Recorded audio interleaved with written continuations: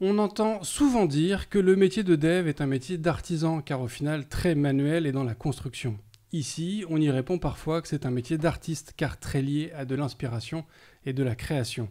Pour enfin répondre au débat, cet été, nous allons rencontrer des artisans et des artistes pour savoir comment ils travaillent et quelles sont les similarités entre nos activités. Aujourd'hui, pour répondre à ces questions gourmandes, je ne reçois pas Ronald McDonald, mais il s'y connaît en sauce. Yannick, bonjour. Bonjour. Cosa Vostra.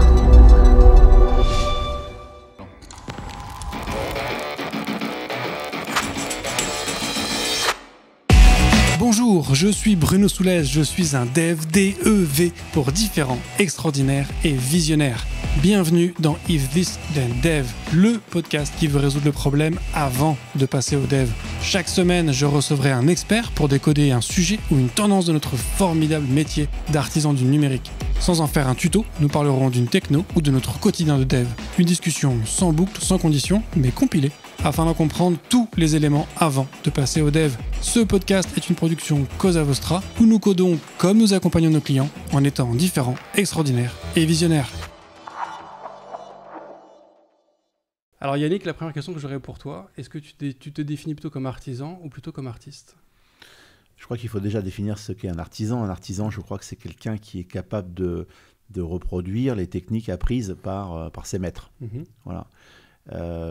Évidemment, ça, je suis arrivé au bout de cette démarche et aujourd'hui, je pense que la définition de ma cuisine est plutôt artistique au sens où elle me ressemble, où elle est plus personnelle et plus inspirationnelle. Il y a effectivement ce côté-là dans les différents épisodes que j'ai déjà enregistrés sur cette série spéciale. La distinction qui est souvent faite, c'est que l'artisan, il est là pour effectivement reproduire quelque chose et répondre à une commande. Là où l'artiste, il y a quelque chose de beaucoup plus de recherche, de création, d'aller provoquer quelque chose chez la personne qui va le recevoir. C'est comme ça que tu conçois un plat, toi, aujourd'hui ? Écoute, je pense que ce que tu viens de dire est un peu réducteur, parce qu'un artisan est aussi à la recherche du bon produit. Quand on voit un charpentier qui doit faire une charpente spiralique, va aller chercher un bois avec une fibre particulière. Donc, je crois qu'il ne faut pas réduire les deux activités. Peu de gens sont capables de devenir des artistes, on va dire. Ça demande une fibre particulière. D'ailleurs, je crois qu'on est artiste, comme on peut naître saucier. Alors, je crois qu'on peut naître artiste, comme on peut être rôtisseur. C'est un don que l'on reçoit. L'artisan, on peut être un très grand artisan à partir du moment où on est travailleur, qu'on écoute et qu'on va chercher son savoir auprès des meilleurs. Le don n'empêche pas le travail, voire même oblige aussi du travail. Il faut savoir l'exploiter, son don. Un don peut rester, on va dire, inexploité. Je pense qu'un artiste a quand même vocation à être un peu feignant, puisqu'il a un don, forcément. Donc il y a peu plus courageux qu'un feignant qui se met au boulot, généralement. Donc je dis ça pourquoi ? Parce que c'est vrai que l'artiste a besoin de temps de repos intellectuel pour pouvoir créer. Moi, ma femme est sculpteur et les artistes, j'en côtoie beaucoup, des plasticiens, des peintres, et tous ont besoin d'un temps latent d'observation, d'admiration pour pouvoir créer.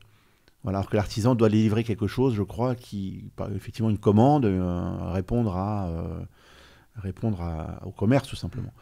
Donc, il n'a pas le temps forcément de se poser, d'aller batifoler à la nature. Mais voilà, donc c'est toujours très intéressant.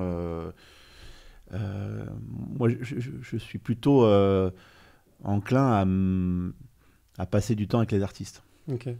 Et du coup, toi, effectivement, ton inspiration, tu la reposes aussi. Parfois, tu prends des vraies vacances, tu coupes un petit peu de tout ça. Tu vas peut-être manger un McDo, du coup, pour effectivement faire une nourriture plus simple. Déjà, je voudrais rappeler que McDo, on fait le même travail. C'est pas, les gens qui nourrissent les gens ont un rôle essentiel à jouer dans la société, un rôle de réunion. Je trouve que c'est un rôle social extraordinaire, le restaurant tel qu'il soit.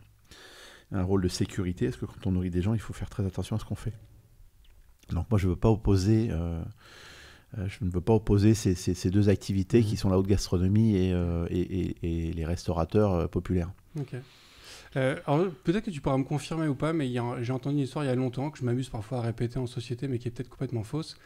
c'est l'origine de cette culture de la restauration qu'on a en France, où j'avais entendu dire qu'au moment de la Révolution, quand on a décapité tous les nobles, ils avaient tous dans leur château ou dans leur maison des cuisiniers, des majordomes, des maîtres d'hôtel et compagnie, qui se sont retrouvés du jour au lendemain sans aucun employeur et qui du coup ont fait ce qu'ils savaient faire, à savoir ils ont ouvert des auberges, parce qu'à l'époque les hôtels étaient beaucoup plus rudimentaires que ce qu'on imagine, et que c'est de là que ça nous vient en fait, cette culture de la restauration et de l'accueil en France. Alors oui, le premier restaurant était rue des Poulies, qui est aujourd'hui la rue du Louvre, qui a été fait par un monsieur qui s'appelle Boulanger, qui effectivement a été le premier à finalement proposer un choix et un stock. Voilà, donc le restaurant est né rue des Poulies en France. Alors je rappelle l'origine du mot hostie, l'hostellerie. L'hostie était finalement des auberges où on servait du vin frelaté. Donc si on va profondément dans l'histoire, on allait dans ces endroits-là pour s'aviner en fait, pour passer du bon temps. Ouais. Il y a dans le métier de dev, il y a ce qu'on appelle les 10 times developers, donc qui sont des développeurs qui sont absolument exceptionnels et qui font le travail de d'e-dev. Ça passe par beaucoup effectivement en général de travail. Dans le monde de la restauration, il y a effectivement on a des chefs cuistots dans énormément de restaurants un petit peu partout dans le monde, et puis on en a effectivement quelques-uns comme toi qui sont étoilés. Pour toi, qu'est-ce qui fait la différence entre ces chefs étoilés et ces chefs dans un restaurant qui n'ont pas forcément la chance ou la capacité d'avoir une étoile? Déjà, je pense que si on parle de développement, je vais peut-être rester concis là-dessus, parce que sinon on va partir dans un sujet extrêmement large. Il y a une vision d'un développeur et qui fait bosser des gens qui suivent cette vision. C'est globalement comme ça que je travaille. C'est-à-dire j'ai une vision, je sais où je veux aller par rapport à des besoins sociétaux, à des besoins tout simplement de créer quelque chose et de sentir une différenciation. L'étoile Michelin est finalement le résultat d'une vraie qualité régulière. Voilà. Donc on peut avoir une étoile Michelin en étant tout seul dans son restaurant, ça n'a rien à voir avec la quantité de gens qui travaillent derrière un fourneau en fait. Donc je pense que tout bon dev a besoin d'une vision, d'un ressenti. C'est là où l'artistique prend sa dimension, je crois. C'est pour ça que les gens sont capables d'arriver à trouver des solutions. D'ailleurs, je ne sais pas qui nous écoutera, mais en tout cas, je pense qu'aujourd'hui, au vu de l'histoire qui m'est arrivée, je pense que les devs devraient travailler sur les sécurités passives de l'automobile, ce qui éviterait certainement le scandale qu'on a eu, en tout cas le scandale, je sais pas, ça éviterait certainement l'acte de violence qu'on a vu cette semaine, qui permettrait je vois tous ces composants dans votre bureau électronique, de demander à des gens de réfléchir à la sécurité active, pour que les gens arrêtent de sortir leur flingue pour arrêter une voiture. Qu'aujourd'hui, je pense que dans une société comme la nôtre, l'intelligence des développeurs devrait pouvoir nous aider à sécuriser plus nos enfants et sécuriser plus les villes. Donc je lance un appel à témoins aujourd'hui, j'en profite de demander aux devs de réfléchir à la sécurité, j'ai appelé ça la sécurité active des moyens de transport en fait. Ouais. Voilà. Alors, sur ce sujet-là, nous on a une difficulté, c'est que dans les mécaniques qu'on a aujourd'hui d'intelligence, qui ont une capacité du coup à réagir effectivement beaucoup plus vite que les humains, il faut qu'ils aient rencontré suffisamment de fois une situation pour savoir comment y réagir. Et donc ça veut dire qu'on est obligé, entre guillemets, d'attendre que des horreurs se passent pour que l'IA puisse apprendre de la situation et anticiper. C'est-à-dire qu'on n'a pas encore des systèmes qui ont cette non, parce que c'est pas un intérêt. Non, je crois pas que ce soit un système. Je pense que c'est un intérêt porté par la société sur ces sujets-là. C'est 250 000 refus d'obtempérer par an en France, par exemple. Donc, ça veut dire que le refus d'obtempérer doit se traduire par une action humaine pour stopper l'automobile avant qu'il y ait quelqu'un qui tue quelqu'un d'autre ou quelqu'un se fasse tuer. Donc, l'expérience, il faut aller la chercher. Mais alors, tu vois, tu parlais tout à l'heure justement que tu voulais pas opposer la haute gastronomie McDonald's parce qu'il y a une mission de nourrir les gens et que c'est une belle mission. Mais je pense que dans ton métier aussi, il y a des gens qui font ce métier-là parce que la société les a amenés là ou parce que c'est un métier qui est facilement accessible pour certains, qui leur permet d'avoir un revenu et autres. Dans le métier de dev, on a le même sujet, c'est qu'on a des gens qui sont passionnés et qui vont avoir une vraie mission de réaliser ce métier-là dans un but tu vois, d'améliorer la santé en créant des prothèses ou ce genre de choses, ou en créant des appareils, genre des pacemakers ou ce genre de choses. Donc tu as des gens qui ont une vraie mission ouais, vraiment qui va avec. Et d'autres qui font ce métier-là parce qu'on a la chance aussi de faire un métier qui est très demandé, où les salaires du coup sont quand même assez élevés, Et c'est un métier qui certes peut paraître complexe, mais en fait, c'est comme tout métier, ça s'apprend en fait. Donc on a des gens en fait qui le pratiquent de manière complètement dépassionnée. C'est-à-dire que c'est un métier, ils arrivent à 9h, ils partent à 17h, ils font leur truc, et puis en partant, ils n'écoutent pas ce podcast, par exemple, dans le trajet du métro, tu vois. Ils passent à autre chose. Donc tu vois, on a le fait qu'il y a finalement beaucoup de devs aujourd'hui, mais on n'en a peut-être pas suffisamment qui sont suffisamment passionnés par ce métier pour l'appliquer dans des causes justes et qui font vraiment avancer la société. Dans mon métier, moi, je pousse à l'excellence, en fait. On peut avoir, je crois, une vie passionnante en arrivant à 9h le matin au boulot et de repartir à 17h. Au contraire, parce que la mission peut les concerner. En fait, l'important, c'est d'amener les gens à être conscients de leurs environnements et de leur dire, écoute, dans ton passé, est-ce qu'il n'y a pas eu un truc qui fait que tu as envie de faire ce métier-là, de développer pour améliorer finalement la vie d'un jeune gamin qui a pu avoir un cancer très tôt. Enfin, je veux dire, on est tous concernés aujourd'hui par des maux, des mal-être en tout cas aussi, et qui peuvent, grâce aujourd'hui, je crois, à tout ça, trouver une solution dans ces métiers-là. L'important, c'est de donner un but à tout individu, en fait, et de les regarder de leur demander, en fait, de leur parler, c'est de sortir cette société un peu monophasée où on avance tous comme des robots, et c'est l'avantage d'être latin. Parce qu'en Asie, c'est pas la même chose. Là, pour le coup, on leur demande pas leur avis. L'avantage, c'est qu'en France, on demande l'avis des gens. Donc, si peut-être on leur demande quelque chose, et les aiguiller vers des sociétés ou des développements qui leur feraient plaisir. Ouais. Quand tu parles justement de cette recherche d'excellence et du fait que toi, tu t'essayes d'amener les gens justement dans cet environnement-là, aujourd'hui, effectivement, sur ces restaurants étoilés, tu as une brigade qui est quand même assez importante. C'est vraiment des choses qu'on peut pas faire tout seul, malgré tout. Comment est-ce que toi, tu sélectionnes les gens avec qui tu travailles et comment est-ce que tu les amènes vers ce niveau d'excellence ? La première question que je leur pose, c'est si vous venez ici pour une autre raison que la vôtre, c'est-à-dire que si tu viens ici pour toi, tu as compris. Okay. C'est important qu'ils se disent je suis là pour moi, pour avoir un avenir dans ce que je veux faire. Donc là-dedans, une fois qu'on a dit ça, on s'accorde et moi je suis là pour leur amener ce qu'ils ont besoin. Je ne travaille que pour eux en fait. C'est-à-dire que je leur fais un passeport de compétences et je les amène à aller vers un but. Et ça change tout en fait. Ça change tout parce qu'ils ne travaillent pas pour une société, ils travaillent pour eux. Donc à travers la société que nous représentons, à travers l'organisation que nous avons mise en place, ils viennent chercher un manque pour leur avenir. Et ça, il faut se contenir à ça. Donc il faut vraiment tourner, je crois, vers l'autre. Ça, c'est ce qui fait que la fonction tourne beaucoup mieux.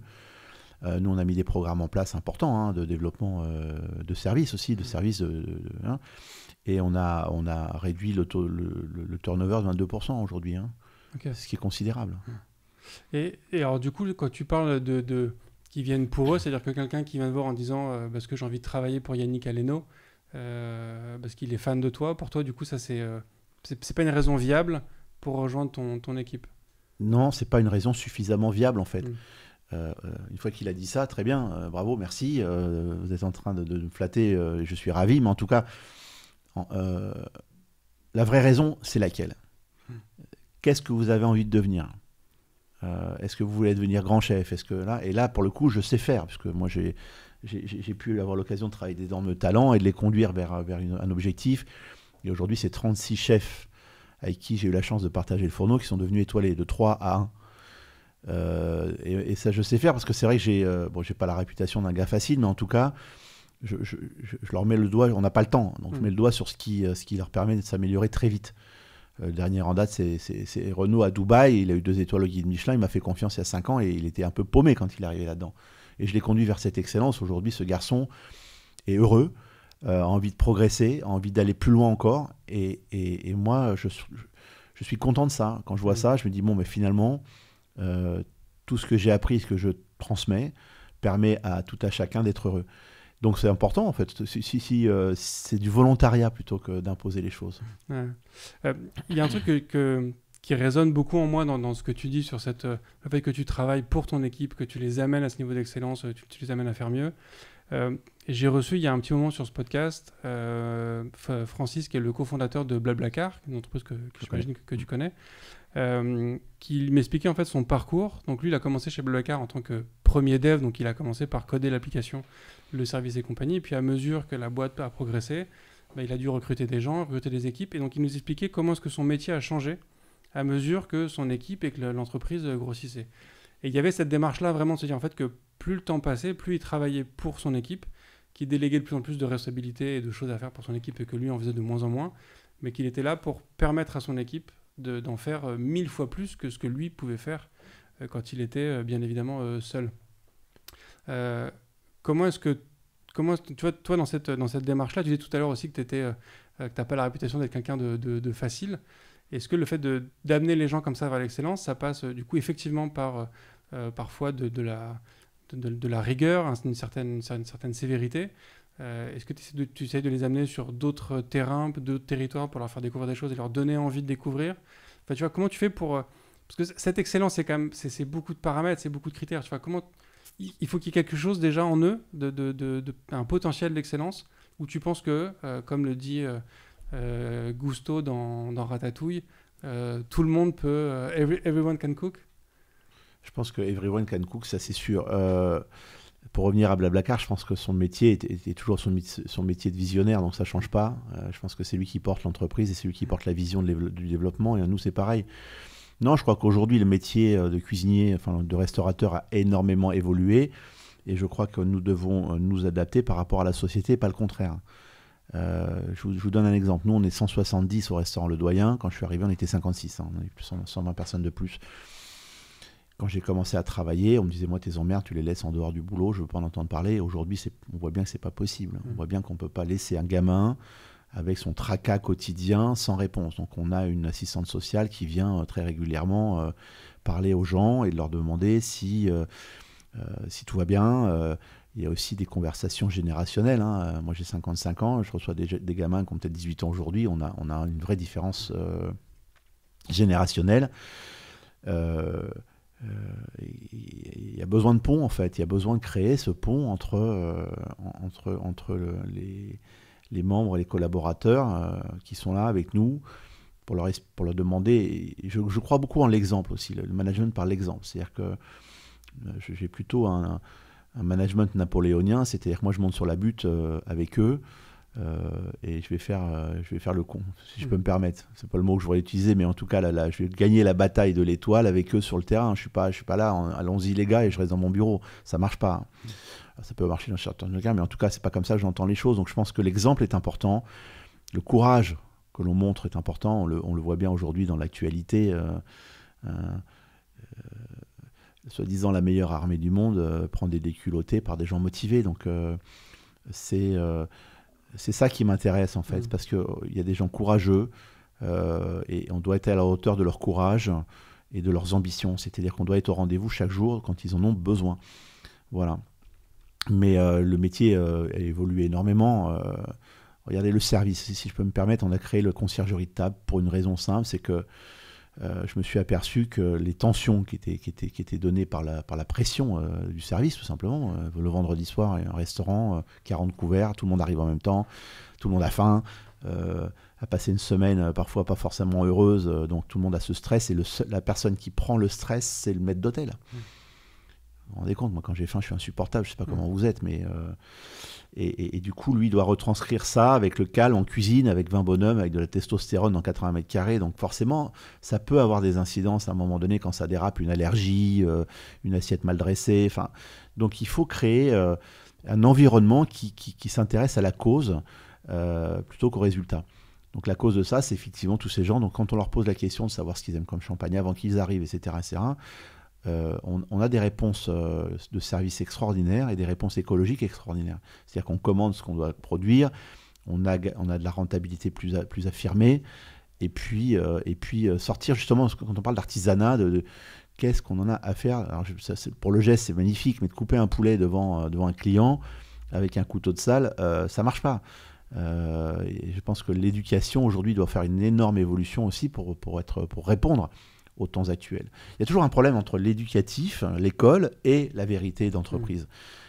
Et donc, je pense que ce pont-là entre les deux institutions, là, ou les deux moments, doivent être dans le rapprochement. Si les mômes s'intéressent à l'école, c'est parce qu'ils savent très bien que ça ne correspond pas au monde actuel.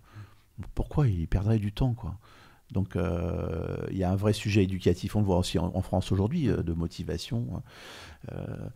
Donc peut-être que tout ça est à reconsidérer avec de la créativité. Il faudrait demander à nos profs d'être plus créatifs et les laisser justement plus de champ libre, moins contraints. Ce que je trouve aussi intéressant, à nouveau dans ce que tu expliques, c'est que toi, tu nous as parlé du service, de la conciergerie. Donc j'entends qu'effectivement, un restaurant du niveau des restaurants que tu as aujourd'hui, c'est un travail qui ne se passe pas qu'en cuisine. Il y a tout l'autour, il y a l'avant et peut-être même aussi l'après. Moi, je suis persuadé ce qui fait un ou une bonne développeuse, c'est une personne en fait qui a une capacité à aller s'intéresser à autre chose que les quelques technos sur lesquels il travaille au quotidien, tu vois, qui va être capable d'aller chercher autre chose. Dans ce que je comprends de toi aujourd'hui, de cette vision très globale du métier, tu nous parles de cette assistance sociale qui vient donc pour aussi aider les équipes à pouvoir parler et se décharger de certaines émotions. Donc, j'entends que toi, tu veux créer les meilleures conditions pour que tout le monde avance le plus vite possible et le plus haut, et que tu cherches des solutions, du coup, sur tous les sujets. Est-ce que c'est un truc que tu essayes d'insuffler aussi à tes équipes et toi, personnellement, est-ce que tu sais d'où ça te vient, cette vision à 360 de ton métier?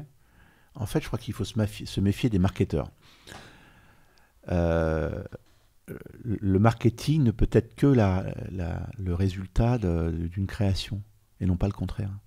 J'ai encore subi ça cette semaine où les marketeurs m'ont dit oui, alors on a peur que le journaliste nous dise que c'est trop cher, que c'est ci, cela. Et puis après, je me suis posé la question, je me suis dit merde, attends, j'ai 15 étoiles au guide Michelin, c'est bon, je sais tenir un restaurant, tous ceux que j'ai montés ont fonctionné, pourquoi tu viens me dire ça en fait? Et tout simplement, je pense qu'il faut répondre par de la qualité en face de ça, créative, et qui fera le prix d'ailleurs. Alors je sais pas, je vois très bien, parce que mon frère a commencé il est ingénieur et il a fait du dessin industriel, etc. Donc je vois très bien ce que tu veux dire. Les gens ont un certain conditionnement intellectuel, mais je crois que personne forcément leur demande peut-être à un moment s'arrêter sur un développeur et lui dire écoute, si tu devais développer un truc, pour toi, tu ferais quoi en fait? Et peut-être que le gars dirait bah tiens, tu sais moi, j'ai ça, je vois ça, est-ce que tu me permets de le faire? Je pense qu'il faut apprendre aussi, nous de notre côté, quand on manage, à ouvrir les portes. Ouais, je suis tout à fait d'accord. C'est vrai que c'est un truc qui revient beaucoup dans le monde des devs. On n'aime pas être dans la position de ce qu'on appelle être le pisseur de code. C'est-à-dire que vraiment on nous dit voilà, tu dois coder ça doit faire ça doit faire ça, voilà ta techno, voilà ta stack.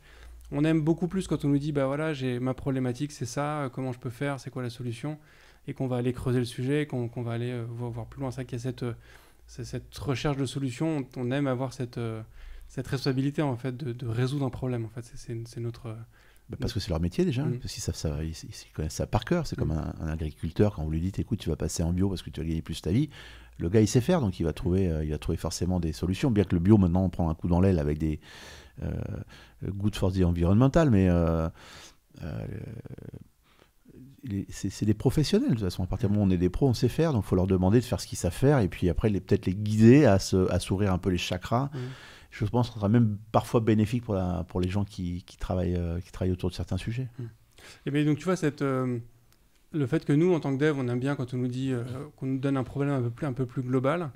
Est-ce que toi, quand tu conçois une nouvelle carte, du coup, tu vas aussi inclure ton équipe dans qu'est-ce qu'on fait, vers où on va, quel plat tu fais? Est-ce que tu confies une responsabilité entière d'un plat à une ou plusieurs personnes au sein de ton équipe? Comment ça se construit tout ça?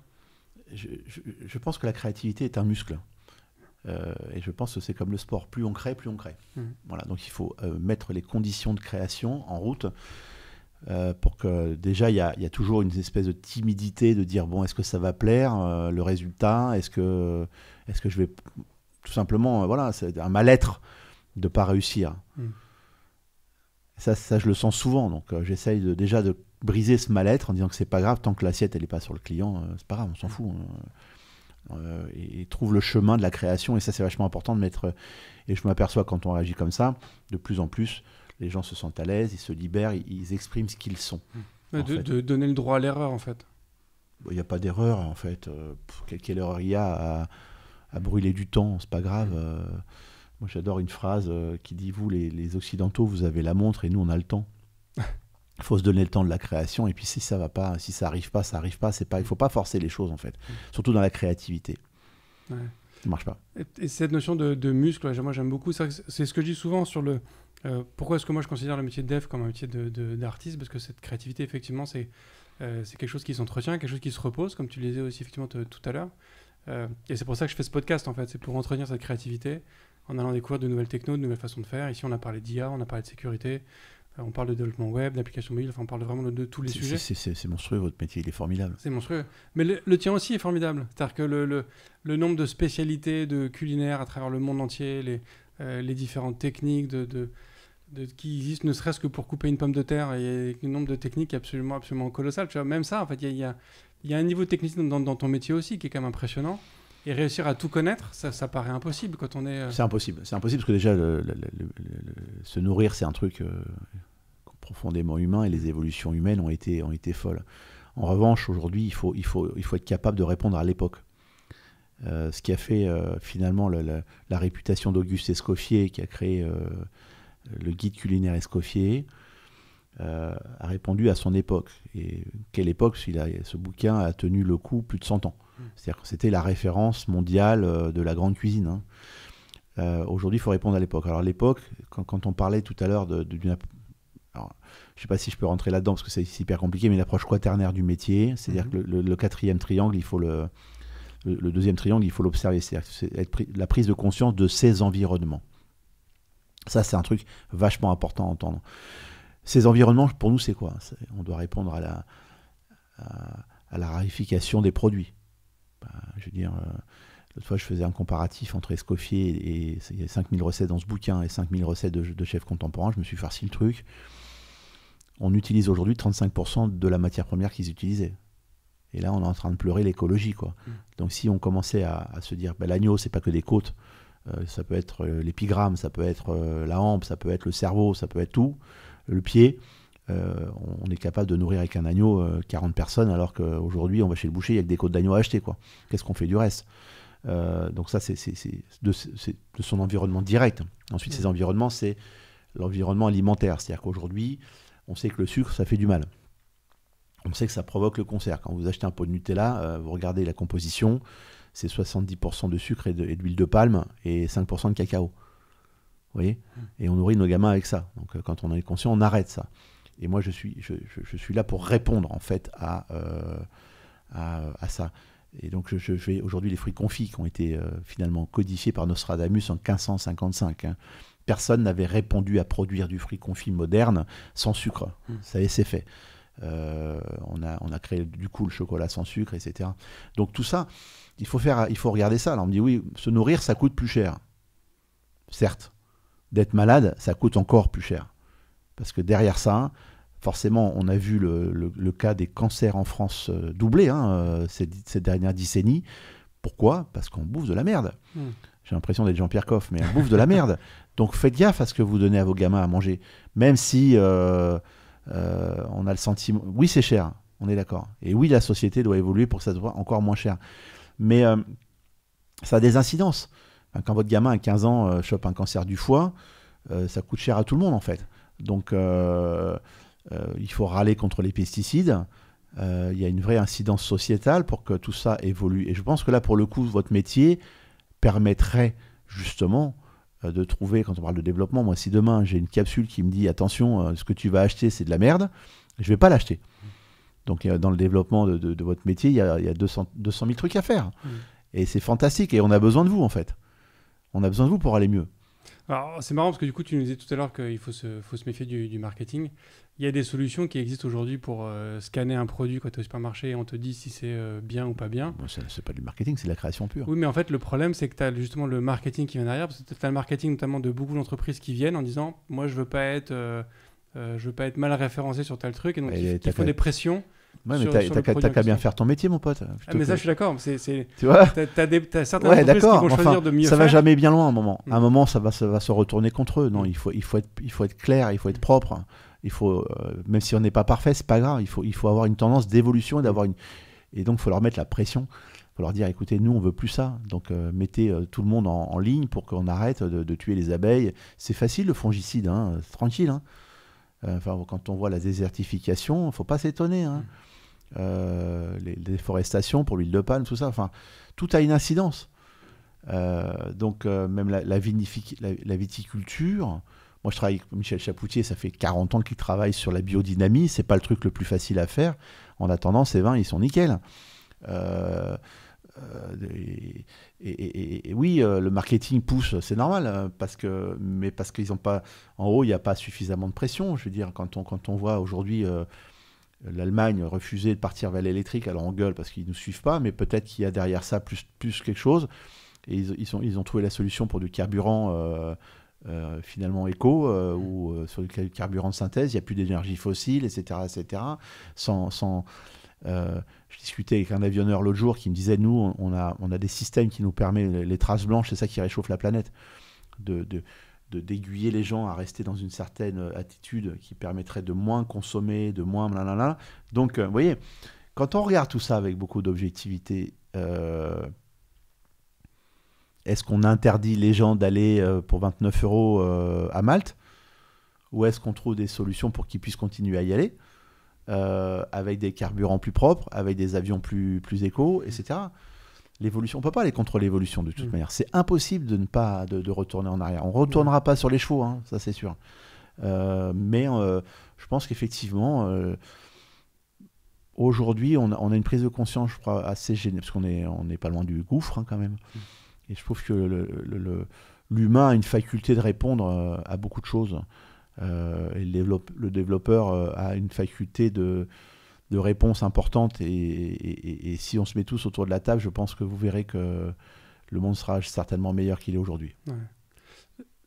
Ce que je tends à comprendre en filigrane un petit peu de toutes les histoires que tu viens de raconter avec le viticulteur avec lequel tu travailles, de toutes ces histoires que tu viens d'évoquer, c'est qu'il y a peut-être trop de gens qui font le choix de la facilité, de se dire qu'en fait le Nutella c'est bien comme c'est et allons-y, so be it, que faire du vin avec du fongicide ou faire des flaques des fongicides, bah, c'est plus facile, ça va plus vite, on en fait plus.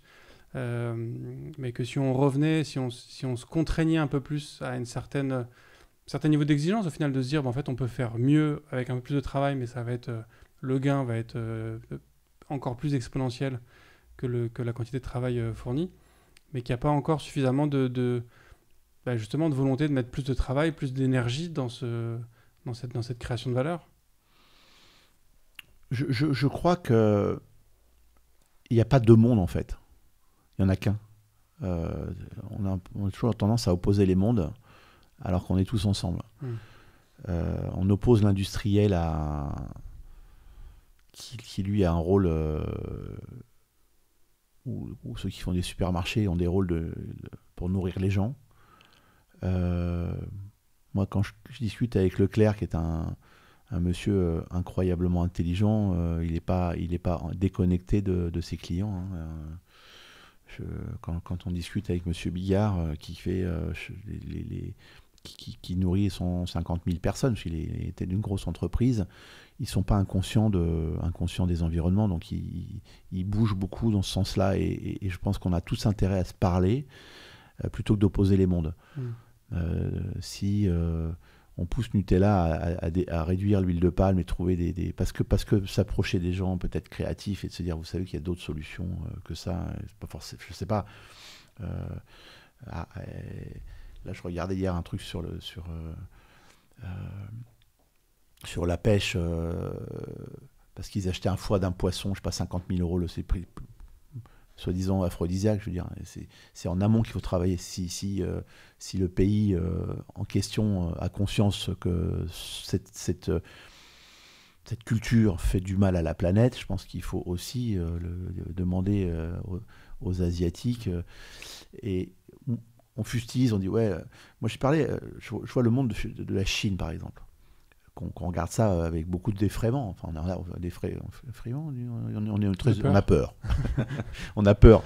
Mais l'avantage de leur société, c'est qu'elle est très, très cadrée. Et là, ils sont tous en train de partir vers l'éco-responsabilité. Ils vont aller certainement beaucoup plus vite que nous. parce qu'ils ont ce sens du truc. Donc c'est en se parlant comme ça, en disant écoutez, les gars. Alors évidemment, il y a la pression populaire qui est importante là-dedans. La pression populaire, aujourd'hui, je pense que moi, je suis désolé, je suis navré pour ce pauvre enfant qui a perdu la vie, mais je ne comprends pas les violences. Comment on vient détruire des écoles et des bus qui sont au service de tout le monde, quoi. Je veux dire, ce monde est fou.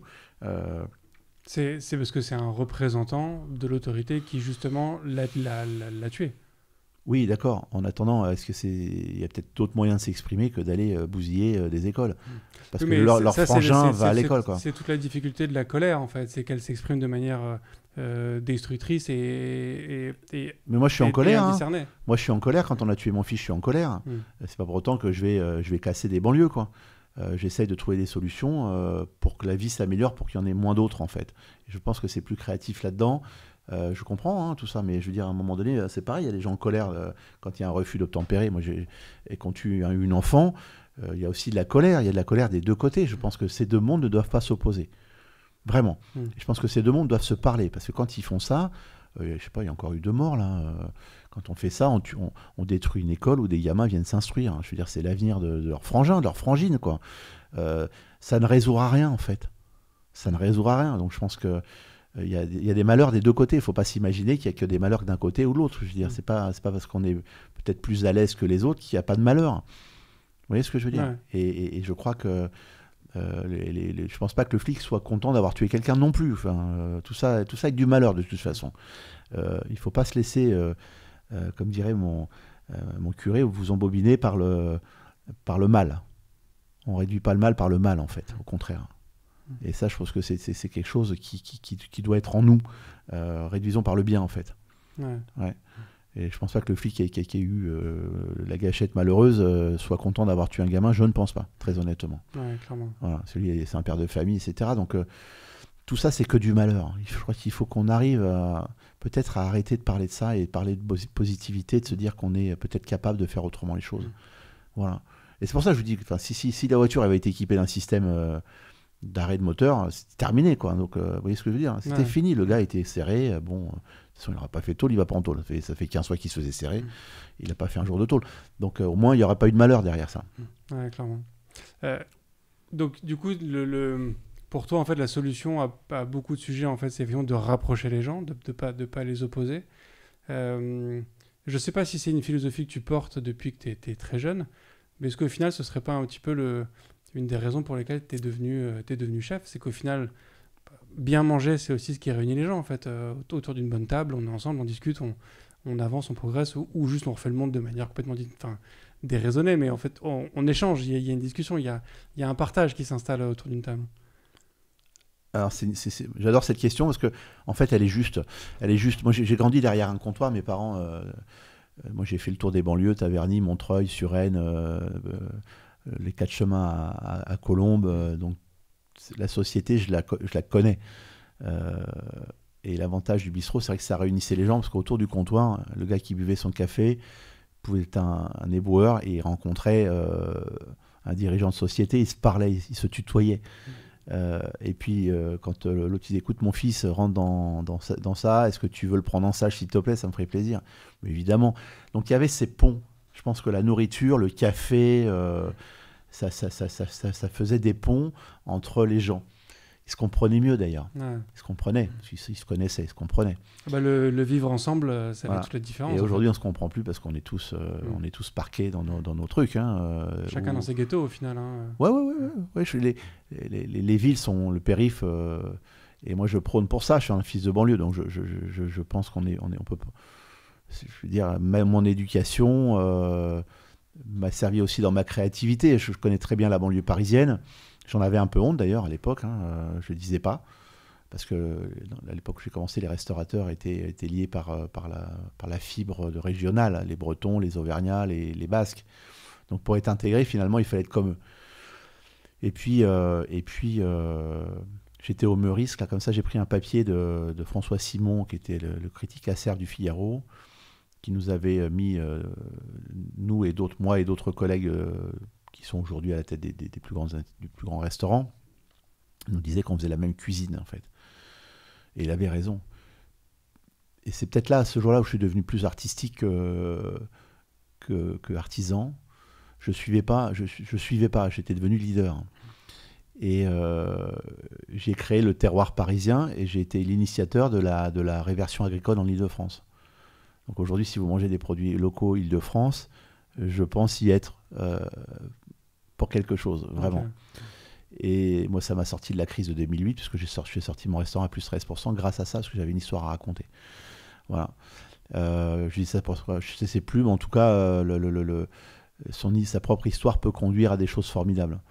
Et, oui, parce qu'au final, comme moi, qui ai eu la chance d'avoir un ordinateur entre les mains très, très, très jeune, toi, au final, toi aussi, tu as baigné dans ton futur métier dès le plus jeune âge. En fait. Oui, alors effectivement, la nourriture rapproche, ça c'est sûr.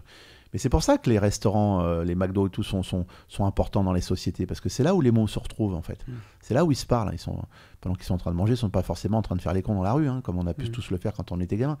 Donc il faut développer, je crois, ces initiatives de rencontres et puis en profiter pour passer des messages à l'époque. Parce que c'est vrai que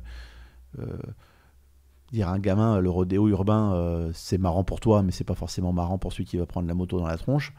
Il n'en a pas forcément conscience parfois. Il veut s'amuser, lui, comme tout son... Donc peut-être qu'on doit organiser aujourd'hui la société autour de ça, en disant, écoutez, voilà, si on leur demandait finalement, est-ce que tu fais le con dans un endroit sécurisé, est-ce que ça change quelque chose pour toi? Peut-être pas. Peut-être ça le fait marrer d'aller... Alors nous, ça nous fait pas marrer, mais parce qu'il y a du danger imminent, et on sent le danger imminent d'aller faire le con dans des supermarchés. Mais... il faut valoriser ça, en fait. Si le gars il devient champion du monde de motocross parce qu'il a eu l'occasion de s'entraîner dans un cadre de sécurité absolue, même pour lui-même, il serait fier de ça. Il dirait aux autres, les gars, grâce à mes rodéos organisés urbains, j'ai réussi à devenir un champion du monde de motocross. C'est génial, continuons. Voilà, je pense que je peux comprendre l'ennui, en fait. Ouais.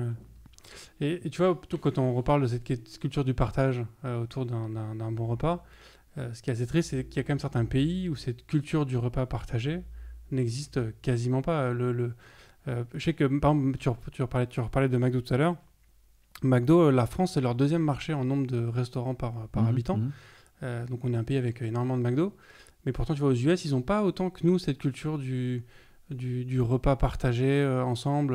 En tout cas, on a cette image où il y a assez peu de repas de famille, que quand on est au restaurant, les enfants sont en général collés à un écran. Enfin, tu vois, on sait qu'il n'y a pas de pause déjeuner quand on travaille là-bas. Alors que pourtant, c'est des moments essentiels, en fait, pour la société. Alors, ça dépend des communautés, je vais dire. On ne peut pas faire de généralité sur telle ou telle nation. Moi, j'ai eu l'occasion de discuter avec le roi du Maroc. Je posais la question, et ce métier-là, c'est pareil. Encore une fois, j'ai même pas mon brevet des collèges. Il m'a permis de rencontrer des gens extrêmement intéressants, et des dirigeants et autres. Et je lui posais la question, parce que les maisons de retraite, je disais, mais écoutez, c'est marrant, il n'y a pas de maison de retraite. Ça m'avait frappé au Maroc. Il me dit, si on fait ça, c'est la fin de notre civilisation. Si les jeunes ne s'occupent pas des vieux, c'est la fin du monde. Et c'est ce qu'on est en train de vivre. On parque les gens, on ne veut pas s'en occuper. L'Italie, c'est pas ça. L'Italie, alors pour le Covid, ça a créé beaucoup de sujets, mais les grands-parents s'occupent des petits. Ils vivent tous ensemble. Donc on est allé vers d'une facilité finalement sociale importante. De l'assistanat, c'est le problème en France de l'état de droit. Je crois que l'État s'occupe de tout en fait. Et le partage, il passe par là aussi. C'est aussi les discussions transgénérationnelles qui sont importantes. C'est quand un vieux dit à un jeune, tiens, moi de mon temps, c'est comme ci ou comme ça, et partagent leur expérience pour éviter de tel ou tel danger. Et je pense que ça, pour le coup, on l'a vraiment perdu. On l'a vraiment perdu. Je veux dire, moi, à 13 ans, je n'étais pas dans la rue, ça c'est sûr. Bon, aujourd'hui, on a lâché prise. C'est pas grave. En fait, c'est un peu voilà. C'est pas grave. Ça, c'est le mot qu'il faut arrêter de on revient au sujet de la facilité, en fait. Il y a trop d'endroits où on choisit la facilité avec des dommages parfois catastrophiques. Bien sûr. Bien sûr. Pour revenir du coup au sujet de nos différentes modes de création, nous, en tant que dev, on a pléthore de techno à notre disposition en fonction de ce qu'on veut faire. Il n'y a jamais une techno pour un projet. Enfin, il n'y a jamais une seule solution il y a toujours, on a toujours un choix d'outils assez vaste. Alors, je vais pas me lancer dans essayer de lister tous les ustensiles que tu peux avoir à utiliser en cuisine, mais je vais me concentrer peut-être plus sur la partie des ingrédients, parce qu'on sait qu'il y a quand même aussi une culture du bon produit dans cette restauration d'excellence. Comment est-ce que toi, tu fais ce processus de sélection? Est-ce que tu conçois une recette et après tu vas choisir les produits pour? Est-ce que ça commence par les produits? Comment est-ce que tout ça se construit? Alors je pense que d'ailleurs l'être humain construit toujours des outils depuis tout le temps qu'il a eu besoin pour son évolution. Donc il y aura toujours des créateurs d'outils parce qu'ils ont besoin d'un truc qui n'existe pas, ils vont se casser la tête pour le sortir. Donc ça c'est le premier truc, il faut avoir de l'espoir là-dessus parce que même s'il y a un truc qui vous manque, il y a bien quelqu'un un jour qui va le sortir. Deuxièmement, je pense que le produit conduit à la création. C'est-à-dire que Diderot qualifiait le goût, c'est le goût, le bon goût d'ailleurs, est la résultante de la répétition, d'être promptement touché par le bon et le beau, et l'expérience qui le rend beau. C'est-à-dire que plus on va faire cette expérience, plus on va répéter l'expérience, plus on sera performant et on ira vers le beau et le bon. Donc ça, c'est important de le considérer. Généralement, le défaut qu'on en trouve chez les jeunes chefs, c'est qu'ils imaginent une assiette. C'est-à-dire qu'ils imposent leur volonté à la nature. Et moi, je leur dis toujours, les gars, remettez-vous en dessous parce qu'au-dessus de vous, il y a Dieu. Il y a la mère nature qui vous a donné ce que vous avez. Donc, il faut distinguer création et composition. Ça, c'est un truc super important. Mozart créait et d'autres ont joué du Mozart. C'est pas pour autant qu'ils ont créé du Mozart. Et on revient toujours au muscle créatif qu'il faut activer. Donc je ne crois pas qu'il faille s'imposer à la nature, en tout cas pour notre métier. Une Saint-Jacques, c'est pas une Saint-Jacques. C'est une Saint-Jacques qui a poussé dans la belle herquille, une Saint-Jacques de plongée, elle n'aura jamais le même goût. Donc pourquoi leur imposer le même traitement? Et ça, c'est super important de l'entendre. Donc c'est le produit, un oursin. Quand vous goûtez un oursin qui vient de Bretagne ou de l'Écosse ou de whatever, il n'a pas le même goût. Donc pourquoi faire la même recette, en fait? Parce que la cuisine, ce que disait Chappell, c'est plus qu'une recette. C'est un ressenti. Ouais. Et du coup, comment est-ce que tu concilies cette connaissance des différents produits avec aussi la culture? C'est-à-dire qu'un même produit, pour le coup, si on reprend une Saint-Jacques en particulier, dans une culture française versus une culture japonaise versus une culture brésilienne, elle ne sera pas travaillée de la même façon. Bien évidemment, il n'y en a pas une qui est meilleure que l'autre, c'est pas le sujet, mais tu vois, comment est-ce que tu intègres aussi, toi, dans ton travail de création, aussi bien ce côté culturel de traitement du produit, qui est aussi une culture du goût, hein, le goût, ça s'apprend, c'est quelque chose qu'on a depuis tout petit, c'est-à-dire que nous, on mange du fromage, mais il y a beaucoup de pays où en fait, ils ne sont pas éduqués avec ça, donc ils n'aiment pas le fromage, avec aussi donc, cette culture du produit. En fait, il faut regarder ça avec un autre regard. Il faut avoir un autre regard sur les choses, parce que tu dis, on mange du fromage. Bon, on mange du fromage pour se nourrir, on trouve ça bon, mais on ne va pas chercher derrière le truc. Alors qu'un fromage, si tu vois ton camembert, tu le laisses mûrir, il va y avoir une évolution énorme. Et si tu veux, si ta mère ou ton père qui dit tiens, regarde ça, tu as vu l'évolution, tu as vu la fleur, hein, donc tu vas regarder le fromage autrement. Il faut conduire les mômes à comprendre, à se poser des questions en fait. L'important c'est de se poser les questions. Et la culture, ton truc culturel vient de ta propre culture et de ton enrichissement personnel en fait. Donc ouais, moi je connais bien le Japon. Le Japon a une structure, ils sont moins créatifs que nous. Pourquoi? Parce qu'ils ont cette culture du mono-travail. En fait, il va faire du sushi toute sa vie, le mec, il va pas faire autre chose. Il va faire du tempura, c'est formidable parce que c'est des spécialistes inouïs. Jamais un Français n'aura le tel niveau. Même quand il commence à faire de la cuisine française, il commence à faire une joue de bœuf. Tu peux pas trouver mieux parce qu'ils ont une espèce de rigueur de taillage. Ils sont très, très, très, très, très rigoureux. C'est pas l'Italien qui te sort un plat de pâtes ou tu vois ce que je veux dire, te transportera dans une espèce d'extase de la cucina povera et qui va te transformer parce que le mec il t'amène dans un art de vivre en fait différent. C'est de l'art de vivre. Et là pour le coup le japonais est très artisanal dans sa conception. Ouais. Alors c'est beau d'ailleurs à voir, parce que c'est magnifique. Quand on voit un tailleur de bonsaï, les gars ils font ça pendant 75 ans, ils viennent le matin, ils coupent une petite feuille, et puis l'arbre il dure pendant 250 ans. Je pense pas qu'un Français ait la patience de regarder cet arbre pousser, quoi. Donc c'est vraiment, effectivement, la culture est importante. Ensuite, il y a aussi ce qu'on a envie de devenir soi-même et qui vous pousse à aller plus loin encore. Parce que c'est impressionnant, en tout cas, je pense que c'est comme vous, hein, c'est impressionnant ce qu'on peut découvrir au fur et à mesure qu'on ouvre une porte. Et derrière, il y a toujours quelque chose. C'est infini, en fait. Oui, c'est important de toujours poser des questions. Ça, je te rejoins là-dessus sur ce que tu disais juste avant. Se poser des questions, aller chercher plus, essayer de comprendre comment ça fonctionne, pourquoi ceci, pourquoi cela, les évolutions. Enfin, c'est effectivement... ça fait une différence colossale, en fait, dans l'approche du Tu vois, métier. regarde, moi j'ai appris à cuire une Saint-Jacques. On m'a montré ça, hein, j'avais pas réfléchi. Une noix de coquille Saint-Jacques, puisque c'est le sujet du jour, il n'y a rien de plus fragile et délicat. Et le nombre de gens qui mettent leur Saint-Jacques dans la poêle chaude, et un jour j'ai compris que il fallait pas la traiter comme ça. Il fallait être très délicat au contraire avec. Donc moi je la cuis généralement à avec sa propre vapeur. Je la décoquille même pas, quoi. J'enlève juste le sable et je la cuis comme ça. À l'envers sur un verre, comme ça je mets la coquille qui sert de cloche, et sa propre vapeur lui va bien. C'est-à-dire qu'on développe une sucrosité, un soyeux extraordinaire. Et je dis ça parce que j'ai un chef un jour de renommée qui m'appelle, il fait « Oh, dis donc, c'est impressionnant, j'ai trouvé incroyable la coquille Saint-Jacques de Herky, formidable et tout. » Je fais, moi ça fait 15 ans que j'ai arrêté d'acheter des coquilles de Saint-Jacques de plongée, parce qu'effectivement, esthétiquement c'est formidable, on met ça sur une assiette avec 3 trucs dessus, c'est très instagrammable.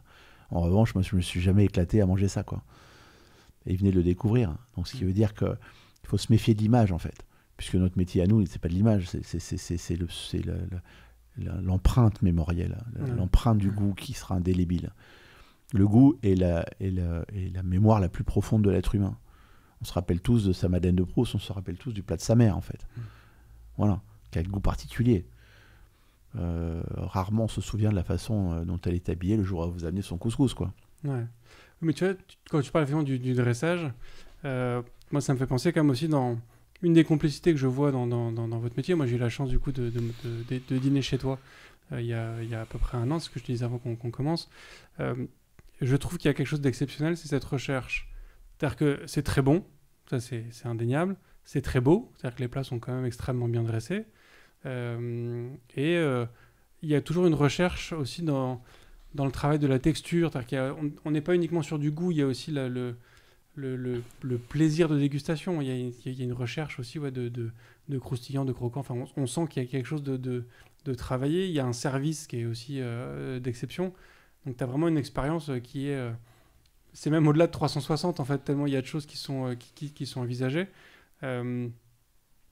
Comment est-ce que tu fais pour réussir à tout imbriquer ? Est-ce qu'il y a certaines choses, c'est un heureux hasard, ou vraiment tout est un travail méticuleux, des choix et des concessions qui sont faites pour pouvoir concilier tous ces paramètres-là ?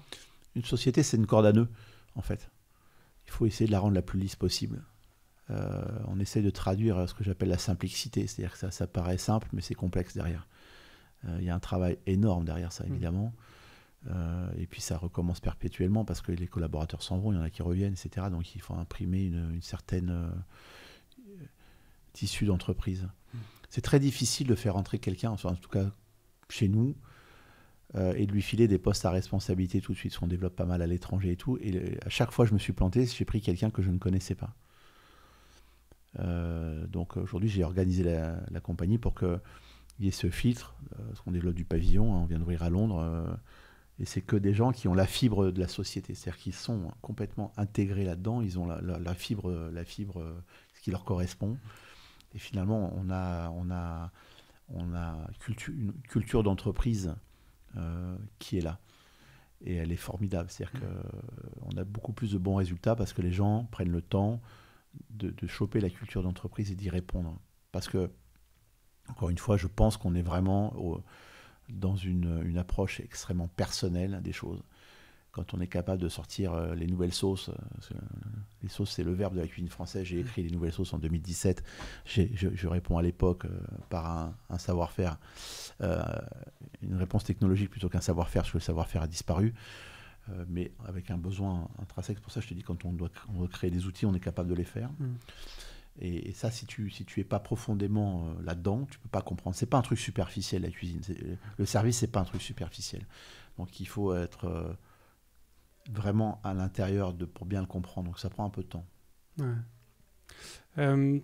Je suis assez fasciné ce rapport, ce retour permanent que tu fais à la société. C'est-à-dire que tu inscris vraiment ton métier dans une démarche très, très globale, dans un contexte effectivement de société.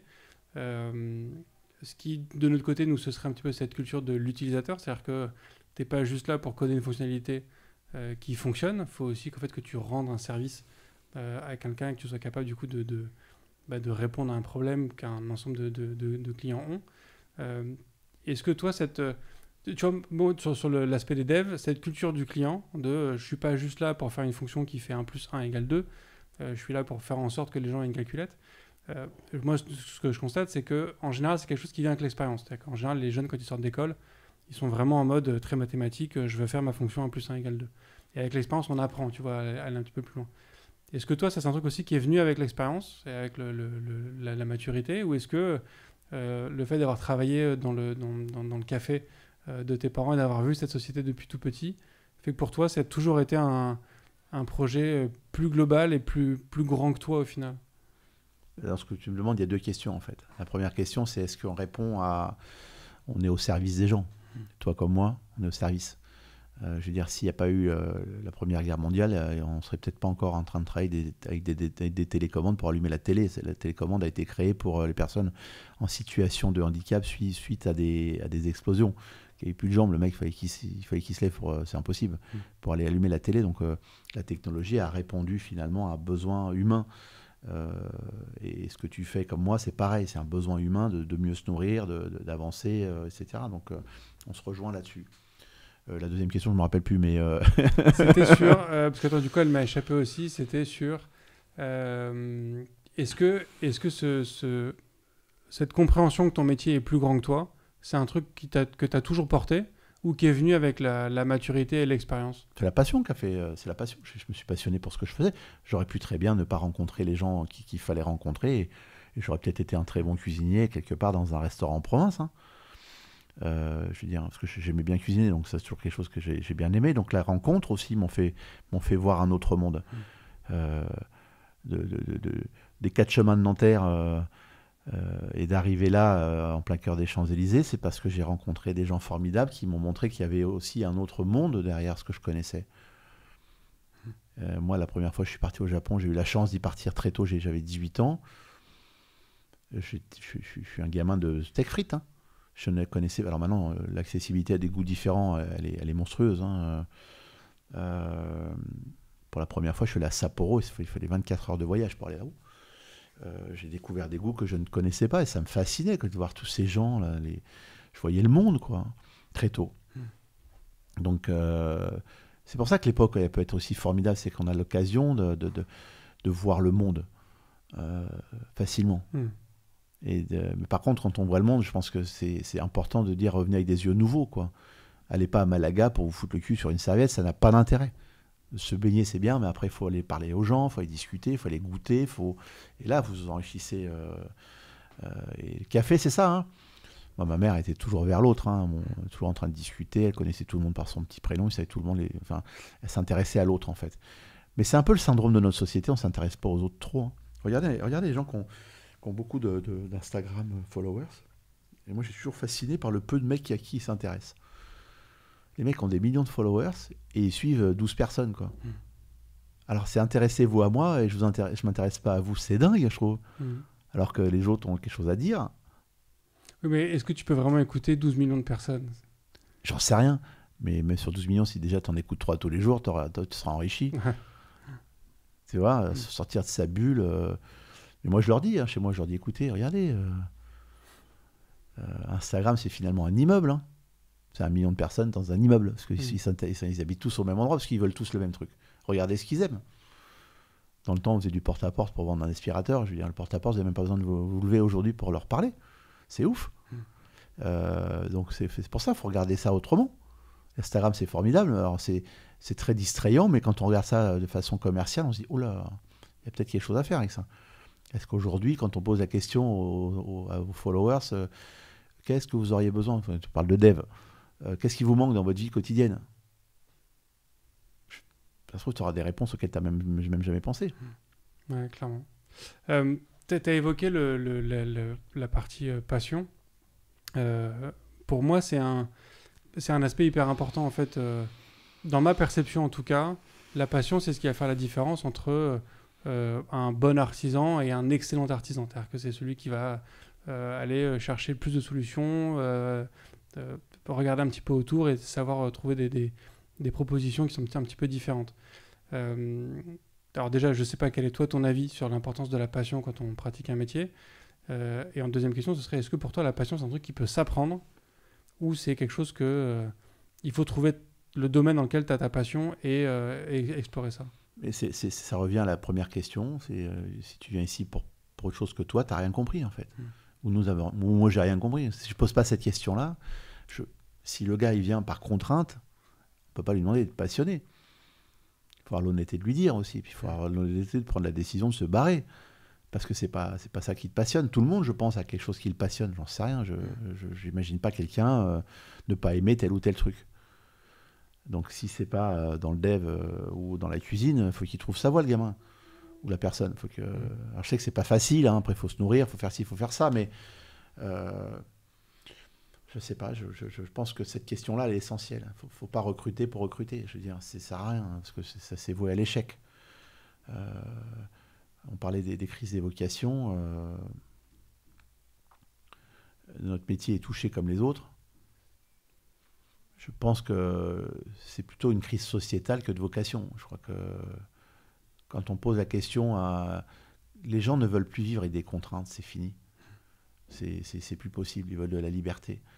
Quand on parle de créativité, moi il y a un truc que j'essaye de mettre en place et je vais y arriver, c'est le planning participatif. Comment on peut imposer les choses aux gens alors que le mec il n'est pas du matin. Non mais c'est vrai, aujourd'hui si le mec il n'arrive pas à se lever, moi j'avais deux garçons et les deux étaient complètement opposés. Il y en a un qui n'arrivait pas à se lever, l'autre qui était le matin il était frais comme un gardon.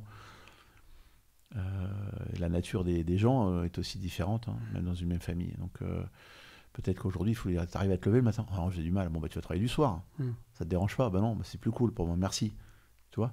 Donc le mec il va avoir le temps de faire ses trucs le matin, non. Donc je crois que cette société qui est très très condimentée 70s, hein, d'ailleurs quand on arrive chez toi il y a l'ascenseur, on se croirait chez Joël Mazar. Est-ce qu'aujourd'hui l'orange ne conditionne pas la tête de tes mecs vers quelque chose qui soit peut-être un peu passéiste? Il faut peut-être leur poser la question, tu vois ce que je veux dire. Donc l'environnement, même visuel, est très important. Ouais, carrément. Peut-être que le rose les ferait alors peut-être c'est l'orange qui convient et que ça leur met le peps, c'est peut-être formidable, j'en sais rien. Mais c'est ce qui peut faire changer les choses, je crois, ouais, c'est s'intéresser à l'autre. Ouais. Et pour terminer du coup sur cette histoire de passion, tu dis que c'est important de recruter des gens qui sont passionnés. Je vais commencer par le métier du dev. Non, ce qui est important, c'est de pas recruter ceux qui ne le sont pas. Intéressant comme distinction. Ma question c'était, si je prends dans le monde du dev, est-ce que tu penses qu'il vaut mieux recruter à quelqu'un qui est passionné par le dev, ou mettons je suis une entreprise qui fait un logiciel de gestion de la logistique des entrepôts, il faut être quelqu'un et recruter des gens qui sont passionnés par la logistique pour faire du dev du coup dans ce monde-là. Et en analogie, ce serait, est-ce que toi tu penses qu'il vaut mieux recruter quelqu'un qui est passionné de cuisine, donc qui peut cuisiner absolument tout, ou quelqu'un qui est passionné, dans le cadre de tes restaurants du pavillon, passionné de cuisine peut-être française, donc avec un mode de préparation particulier? Je pense qu'il faut aller au-delà de ça, c'est-à-dire qu'il faut, quand tu recrutes quelqu'un, il faut lui montrer ce qu'il y a derrière. Parce qu'il va rentrer par une porte, il peut en sortir par une autre. Je m'explique. Quand on est restaurateur, il n'y a pas qu'un seul métier. Il y a sommelier, il y a pâtissier, il y a boulanger, il y a maître d'hôtel, il y a voiturier. Tu peux rentrer par la cuisine et te dire putain ça me fait chier, mais en tout cas dans ton environnement tu as peut-être des choses qui vont te plaire là-dedans. tu vois, qui vont te plaire. C'est-à-dire que tu peux devenir dirigeant en commençant par la cuisine. Thomas, mon fils, a commencé par la cuisine, par mimétisme. Il s'est vite aperçu que ce n'était pas fait pour lui. Et après, il me dit, je veux faire du commerce. Donc, j'ai dit, ok, très bien. Donc, je l'ai mis au banquet là-haut à vendre des événements.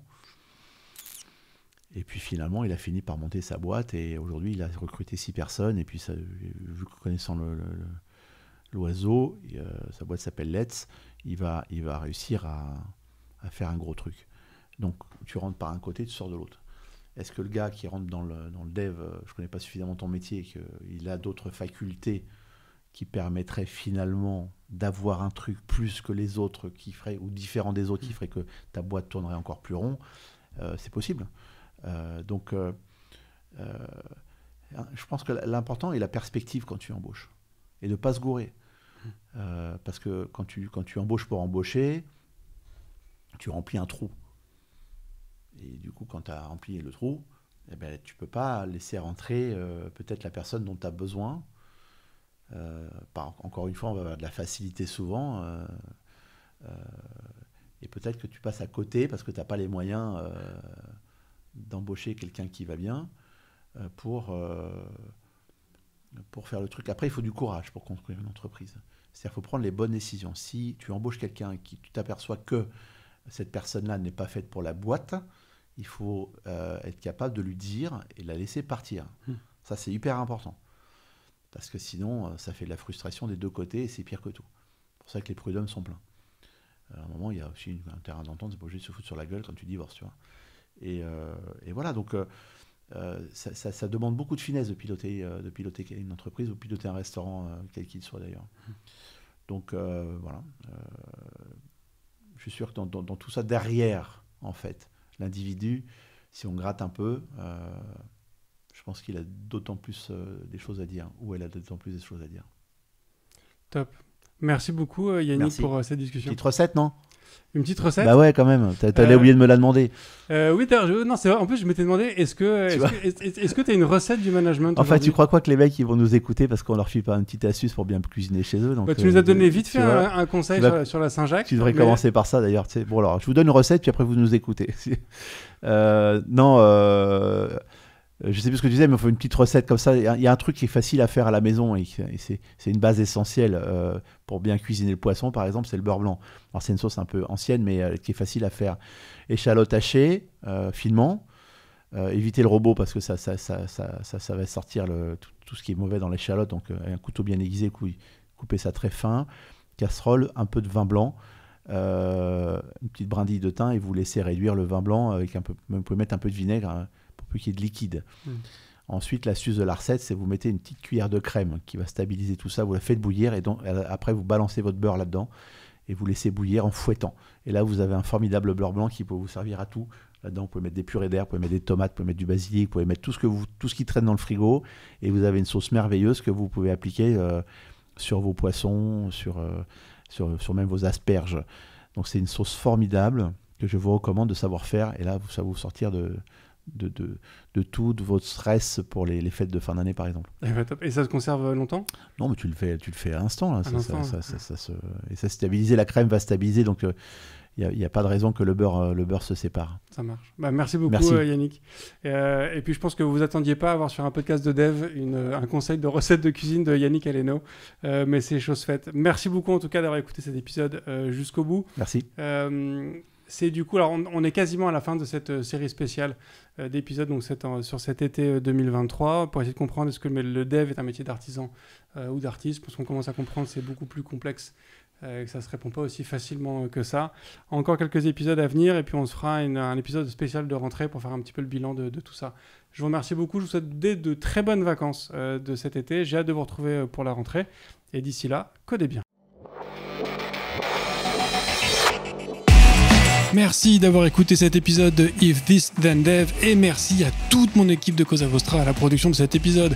Merci aussi à Alan, Ada, Linus, Bill, Steve et Steve de nous avoir ramenés jusqu'ici. Si ce podcast vous a plu, committez-vous en vous abonnant, déployez-le autour de vous Et vous pouvez aussi nous faire une petite code review en nous laissant 5 étoiles sur votre plateforme de podcast préférée. La conversation continue bien sûr avec vous sur Twitter, LinkedIn, Facebook, Instagram, chacun sa techno, @ifthisdendev ou @bibear, BIBEAR. Vous retrouverez aussi tous nos épisodes sur notre site iftttd.io. Et enfin, si vous avez besoin d'une agence pour vous accompagner ou si vous souhaitez rejoindre une équipe tech passionnée et passionnante, écrivez-moi sur bruno@cosavostra.com. Merci à tous.